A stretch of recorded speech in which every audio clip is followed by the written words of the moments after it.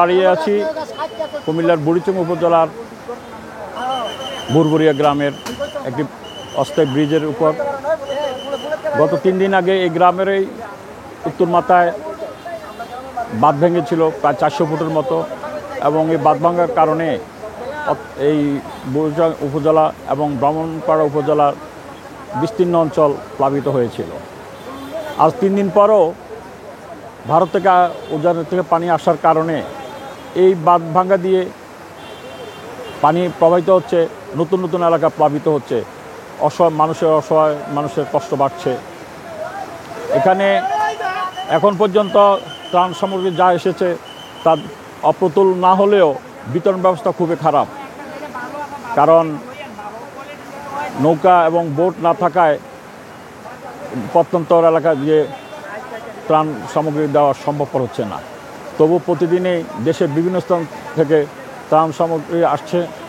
এখন দেওয়াটার সুযোগ থাকলেই সবাই পাবে বলে আশা করা যাচ্ছে। ইতিমধ্যে বিভিন্ন অঞ্চলে প্লাবিত অঞ্চলে চোরের উপদ্রব বৃদ্ধি পেয়েছে। ঘরে যারা মালপত্র রেখে অন্যত্র সরিয়ে গিয়েছিল তাদের এসব মালপত্র চুরি হচ্ছে বলে জানা গেছে।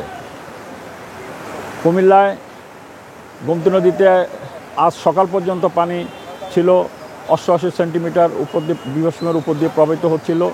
এই পানি যদি বৃষ্টিপাত হয় তাহলে আরও বাড়বে বলে আশঙ্কা করা হচ্ছে। কুমিল্লায় প্রায় 7 লক্ষ লোক বন্যা কবলিত হয়েছে।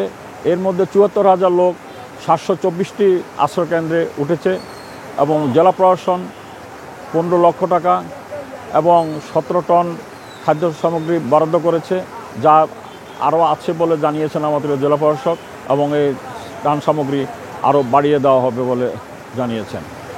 রোগাক্রান্তদের চিকিৎসার জন্য 424টি মেডিকেল টিম গঠন করা হয়েছে, যারা প্রতিনিয়ত এই সেবা দিচ্ছে, রোগীদের সেবা দিচ্ছে।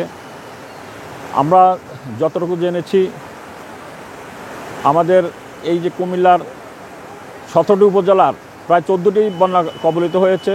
14 গ্রাম, লাঙ্গলকোট, লাকসাম, মনোহরগঞ্জ ওইগুলো পানিতে ভেসে রয়েছে। উঁচু বাড়িতেও পানি উঠেছে, ওই দিকের অবস্থা মোটামুটি খারাপ। এই ছিল আমার কাছে কুমিল্লার সর্বশেষ খবর।